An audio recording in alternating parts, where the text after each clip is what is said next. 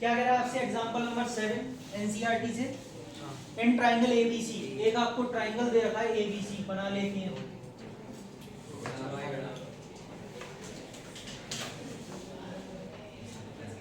समझिए Anmol, ABC triangle में D E and F are respectively the mid points of sides A B B C and C A. Mayank, D जो mid point है वो A B का है, E B C का है, और एफ किसका है? ए सी का।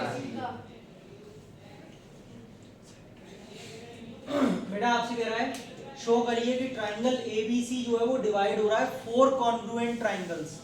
ये एबीसी 4 कॉन्ग्रुएंट ट्राइंगल्स में डिवाइड हो रहा है by joining D E and F, इन तीनों को जोड़ के, जो मैंने काम पहले ही कर दिया।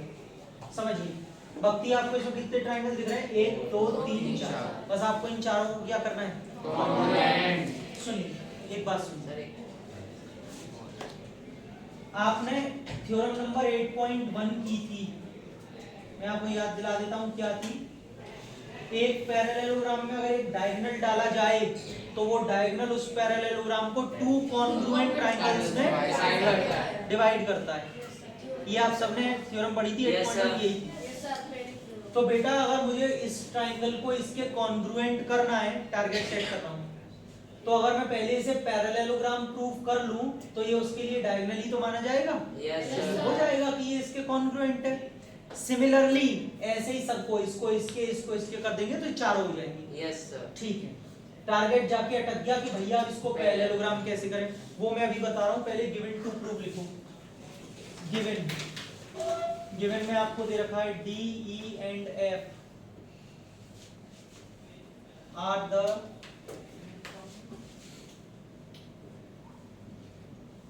midpoints of AB, BC and AC respectively.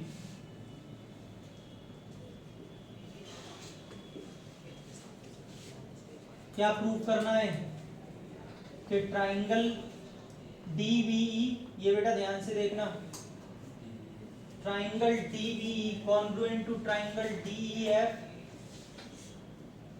to congruent to triangle EFC congruent to triangle ADF। चलेगा? चारों ट्राइंगल्स को आपको कॉन्ग्रुएंट दिखाना है कि वो 4 कॉन्ग्रुएंट ट्राइंगल्स में डिवाइड हो रहे हैं। लिख लिया बेटा, छोटे छोटे 1 2 3 4 कॉन्ग्रुएंट टू ईच अदर। आगे समझें, कंस्ट्रक्शन की तो कोई जरूरत है ही नहीं। इधर देखो, पहले मैं इसको पैरेललोग्राम कर रहा हूँ, पहले टारगेट सेट करके समझ लीजिए, लिखना बाद में। D and F are midpoints of AB and AC, तो DF पैरेलल टू BC। अगर DF BC के पैरेलल है तो DF BE के पैरेलल होगी। Yes sir. DF is equals to half of BC। अच्छा, ये दोनों किस बात से? Mid point. DF half of BC, लेकिन हाफ ऑफ BC क्या BE होगा? Yes, sir। क्योंकि E क्या है? Mid point. तो बेटा मैं हाफ ऑफ BC को BE लिखूंगा। इधर आ जाइए इमाम, अब देखिए क्वाड्रिलेटरल की वही प्रॉपर्टी आ गई। एक क्वाड्रिलेटरल में अगर one pair of opposite side parallel भी है और इक्वल भी है, क्या बन गया? पैरेललोग्राम। सबको नहीं बनाना है, बस एक ही बनाना है। तो सिमिलरली ये वाला क्या बन गया? पैरेललोग्राम। इसे भी समझा देता हूं। D और F फिर से मिड पॉइंट है, तो DF पैरेलल टू EC होगा और DF हाफ ऑफ BC होगा, लेकिन इस बार मैं हाफ ऑफ BC को BE ना लेके EC ले लूं, तो ये इसके पैरेलल भी और ऐसे ही करके बेटा ये भी एक पैरेललोग्राम होगा। एक पैरेललोग्राम और बन रहा है ADEF। बन रहा है कि नहीं बन रहा? Yes sir. क्योंकि D और E दोनों मिड पॉइंट्स हैं, तो ये इसके पैरेलल भी होगा और इसके इक्वल होगा AF के। समझ गए? कहने का मतलब सिमिलरली करके डालेंगे कि ये एक इसमें 3 पैरेललोग्राम है। पहले यहां तक चलते हैं, बाद में करेंगे। क्या लिखना है? D and F are the midpoints of AB and AC respectively। बच्चों अगर ऐसा है तो मैं बोलूंगा कि DF पैरेलल टू BC किससे?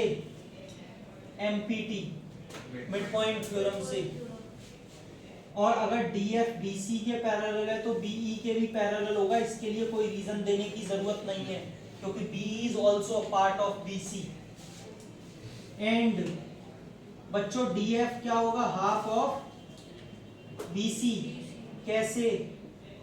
MPT mid point theorem. बेटा हाफ ऑफ BC को मैं क्या लिख सकता हूं? नॉट बेटा half of B, only B, क्योंकि E मिड पॉइंट है किसका? BC का।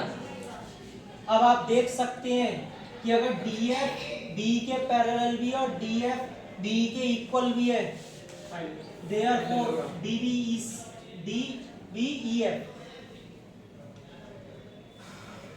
DBEF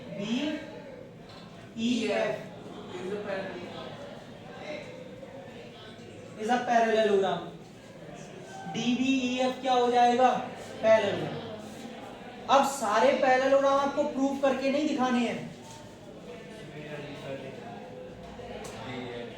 similarly DECF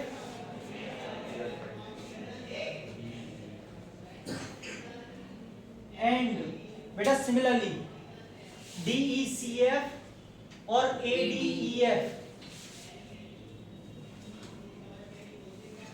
are parallelograms. ये भी क्या हो जाएंगे? पैरेललोग्राम्स। समझ में आया? यही बता दिया मैंने। सिमिलरली भैया ये भी पैरेलल। अब आगे देखते हैं। बट बेटा इस पैरेललोग्राम के लिए अगर मैं देखूं तो DE is the diagonal of parallelogram DBEF। ध्यान से देखें, DE is the diagonal of parallelogram DBEF। सबको समझ में आ गया? Yes sir. और अगर ये डायगोनल है तो हमने पढ़ा है कि डायगोनल एक पैरेललोग्राम को टू कॉन्ग्रुएंट ट्रायंगल्स में डिवाइड करता है। Therefore triangle DBE is congruent to triangle DEF। होगा या नहीं? Yes sir. ये वाला इसके कॉन्ग्रुएंट होगा। सिमिलरली अब फिर से सारे तो प्रूव करेंगे नहीं, यही चीज इसमें बेटा ये पैरेललोग्राम है। अब ये भी प्रूव किया ना मेरा। क्या हुआ? नहीं आ रहा समझ में? ये पैरेललोग्राम है तो इसमें EF क्या है? डायगोनल। तो डायगोनल है तो ये वाले दो ट्रायंगल्स कॉन्ग्रुएंट। ये ADEF क्या है? पैरेललोग्राम। DF क्या है? ये दोनों एक दूसरे के। आप सिमिलरली डाल के लिखेंगे इसे। सिमिलरली बेटा एक काम करना है, ये तो सब में कॉमन आ रहा है तीनों के साथ में। Triangle EFC is congruent to triangle DEF and बच्चों एक लाइन और रही, देख लीजिए। Triangle ADF is congruent to triangle, ध्यान से देखना, तीन जगह DEF आ रहा है। Yes, sir. DEF इसके भी है, DEF इसके भी और DEF इसके भी है। मतलब ये DEF तीनों के कॉन्ग्रुएंट है। तो बच्चों ये आपस में चारों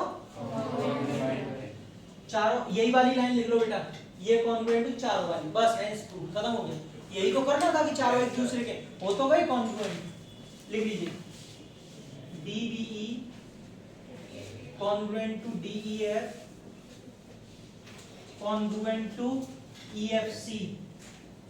EFC या KFC होता तो समझ में आता है। ADF सही है। चारों कॉन्ग्रुएंट खत्म हो गए। क्या हो गया?